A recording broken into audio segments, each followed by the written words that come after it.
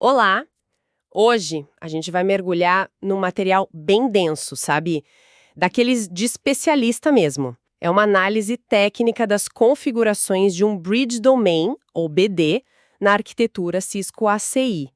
E quando a gente abre aquela tela de configuração, parece um painel de avião, com 1000 botões. Totalmente. Dá um certo pânico, né? A gente fica com aquele medo de apertar o botão errado e pronto, derrubar tudo. Exatamente. Então a nossa missão aqui é transformar esse painel de avião em algo lógico. Vamos tentar desmembrar isso, camada por camada. A ideia não é só decorar o que cada opção faz, mas entender o porquê dela existir. Que problema ela resolve? Perfeito. Porque é aí que mora o perigo e também a beleza do ACI. Uma única caixinha que você marca no lugar errado pode causar um estrago gigantesco. E o pior é que você nem vai saber de onde veio o problema. O objetivo é transformar essa complexidade toda em controle. Ótimo. Então vamos começar pela base de tudo. Como o tráfego se comporta. O material já começa com uma configuração que parece boba. Limit App Learning to Subnet. E ele já sugere que deixar isso desativado, que é o padrão, é uma péssima ideia. Parece contraintuitivo. Peraí. Então o material está dizendo que se um servidor, sei lá, mal configurado, começar a disparar pacotes com IPs aleatórios, o ACI, essa plataforma super avançada, vai simplesmente aprender tudo aquilo como se fosse verdade?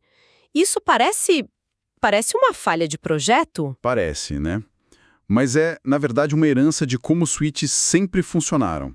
A regra era: aprenda tudo o que você vê no fio e aprenda o mais rápido possível. Ah, É por isso que essa flag é tão importante. Ela muda o comportamento padrão de confiar em tudo para confiar, mas verificar. Ao ativar, você diz para o ACI: olha, só aprenda um endereço IP se ele pertencer a uma das sub-redes que eu configurei oficialmente neste BD. Qualquer outra coisa, ignora. entendi. Então é mais uma medida de higiene para não poluir a tabela de endpoints com lixo. Exato. É a primeira grande armadilha que o material aponta. Por padrão, o ACI é confiável até demais. Essa configuração é o botão para torná-lo um pouco mais cético e seguro. E, de quebra, economiza recursos de hardware. Faz todo sentido. Agora, o cenário complica quando essa rede se estende. Vários locais, vários sites. O material usa um termo ótimo, tromboning, para descrever um problema de tráfego ineficiente. E a analogia é perfeita. Pensa no caminho do ar num trombone. Ele vai até o fundo e volta. Certo. É o que acontece com um pacote de dados. Digamos que o mesmo BD existe no seu data center de São Paulo e no do Rio. Um pacote da internet chega pelo link de São Paulo, destinado a um servidor que na verdade está lá no Rio. O tráfego entra em São Paulo, descobre que o destino é no Rio e aí precisa cruzar o seu link WAN, que é caro, para chegar lá. Uma viagem de ida e volta desnecessária. É um desperdício de banda e um aumento de latência gigantesco. E como a gente evita essa viagem de trombone? A solução que o material apresenta é a opção Advertise Host Routes. Ao ativar isso, o ACI passa a anunciar rotas super específicas, sabe? Com máscara 32 para cada servidor. Dessa forma, a sua rede externa, a internet, já sabe exatamente em qual site cada servidor está. O tráfego já chega no lugar certo. Parece a solução mágica. Mas o material faz um alerta bem sério aqui. Pois é. E aqui entra a faca de dois gumes. Se esse seu BD tem, sei lá, 5.000 máquinas virtuais, você vai injetar 5.000 rotas 32 na tabela de roteamento do seu roteador de borda. Uau! Se ele não for um equipamento muito parrudo, você pode literalmente afogá-lo com um mar de rotas e derrubá-lo. É uma ferramenta cirúrgica, mas que exige muito, muito cuidado. Ok, já estabelecemos a base. Mas e quando as coisas dentro da rede começam a se mover de formas estranhas? O que acontece quando a própria rede se assusta com um comportamento que, na verdade, pode ser legítimo?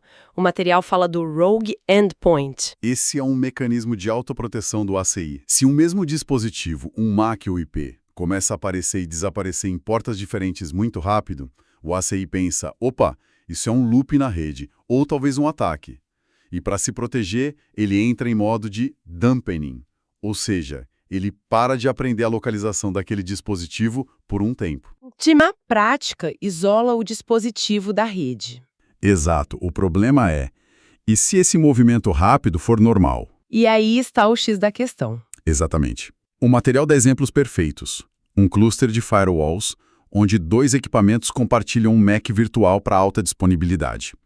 Um deles cai, o outro assume, e esse MAC pula de porta.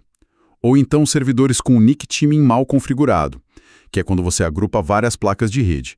São movimentos legítimos que o ASI pode interpretar como um ataque. Então, como a gente ensina o ASI a não ter um ataque de pânico desnecessário? A solução é a Rogue Cop Exception List. É basicamente uma lista de gente de confiança. Você adiciona um MAC desses dispositivos nela e diz para si, olha, esse cara aqui é meio agitado mesmo, ele pula de lugar, mas ele é do bem. Pode confiar. É a forma de manter a proteção ativa, mas abrir exceção para casos conhecidos. Lendo essa parte do material, eu quase senti um calafrio. Eles destacam uma configuração, a Disabled IP Data Parent Learning for PBR Node. E o tom é quase de pânico. O que acontece de tão catastrófico se alguém errar isso? Acontece um dos problemas mais intermitentes e, assim, infernais de se diagnosticar.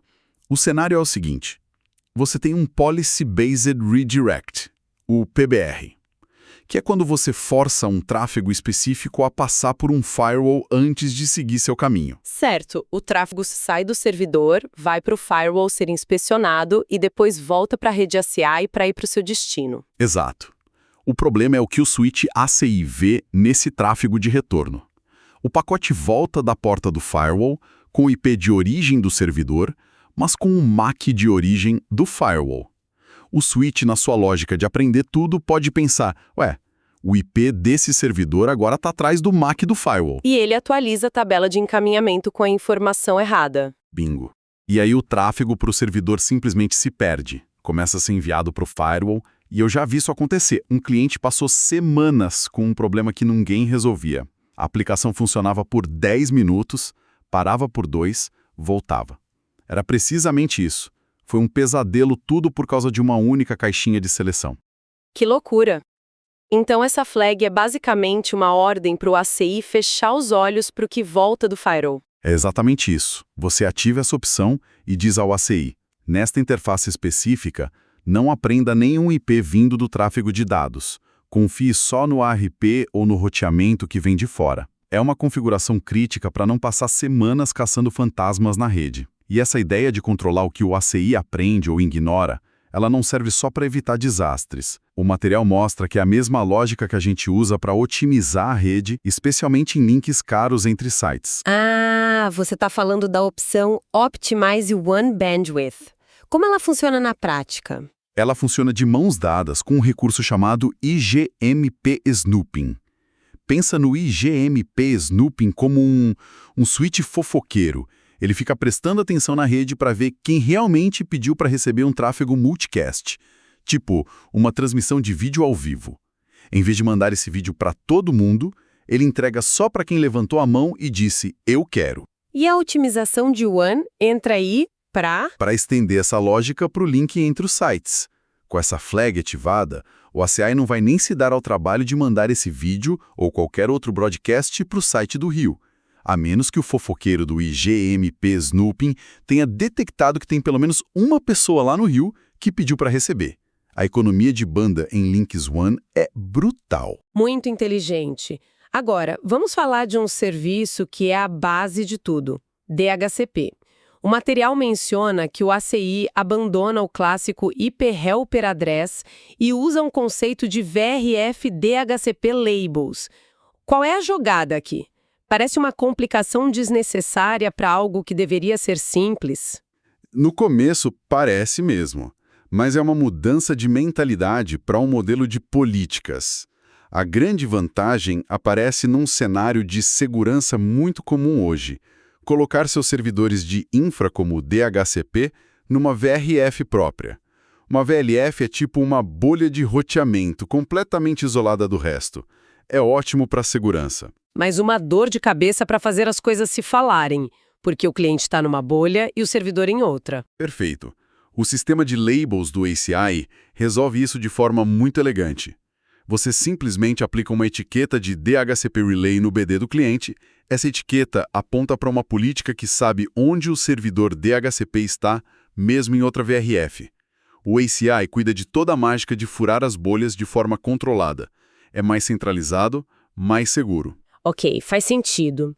Estamos chegando na última camada da nossa construção, a segurança na porta de entrada. O material fala em First Hop Security Policy. Isso soa bem familiar para quem veio de redes tradicionais. E a analogia do material é direta. Isso é o equivalente ao DAI, o Dynamic ARP Inspection, e ao IP Source Guard. Pensa nisso como segurança na porta da balada. Quando um pacote tenta entrar na rede, essa política verifica as credenciais dele. Seu IP e seu MAC batem com a lista de convidados que o DHCP te deu. Se não bater, o pacote é barrado ali mesmo na porta, é a defesa de linha de frente contra spoofing. Exatamente. Uma camada de proteção fundamental que impede que um dispositivo comprometido comece a bagunçar a vida dos vizinhos. Uau, passamos por muita coisa. Se a gente tivesse que resumir, sabe? O prédio pegando fogo e você só pudesse salvar 3 configurações para garantir a sobrevivência da rede, quais seriam? O resumo do material é bem claro. As 3 regras de ouro seriam: primeira, Disable IP Data Plan Learning, for PBR. Ative isso sempre que integrar um firewall para não caçar fantasmas. Segunda, Limit IP Learning to Subnet. A regra de higiene básica. Ligue isso para o ACI parar de ser ingênuo. E a terceira, Advertise Host Routes. A ferramenta poderosa para múltiplos sites, mas que precisa ser usada com respeito, quase com medo, para não sobrecarregar seus roteadores. Perfeito. Recapitulando, nós fizemos uma jornada. Começamos com a fundação, adicionamos camadas de controle, otimização e, finalmente, segurança. Fica claro que um Bridge Domain no ACI não é só um lugar para conectar máquinas, é um centro de controle. É a grande mudança de paradigma. Um BD no ACI transcende a ideia antiga de uma VLAN. Ele é um objeto de política vivo. E entender o impacto de cada uma dessas alavancas é o que separa uma rede que simplesmente funciona de uma rede que é resiliente, inteligente e segura de verdade. E para fechar com uma reflexão, o material termina com uma nota curiosa. Diz que uma das configurações que mais gera chamados de suporte técnico é justamente a do DHCP Relay, principalmente nesse cenário de múltiplas VRFs que a gente discutiu. Sim, e isso levanta uma questão de arquitetura que vai além da tecnologia. Num mundo onde a gente segmenta tudo por segurança, isolando tudo em suas próprias bolhas, as VRFs, como a gente equilibra o benefício desse isolamento com a complexidade que ele traz? Configurar um serviço tão fundamental como o DHCP não deveria ser a coisa mais simples do mundo. Ou essa complexidade que vemos hoje é simplesmente o preço inevitável que a gente paga por uma segurança muito mais granular e robusta. É algo para se pensar.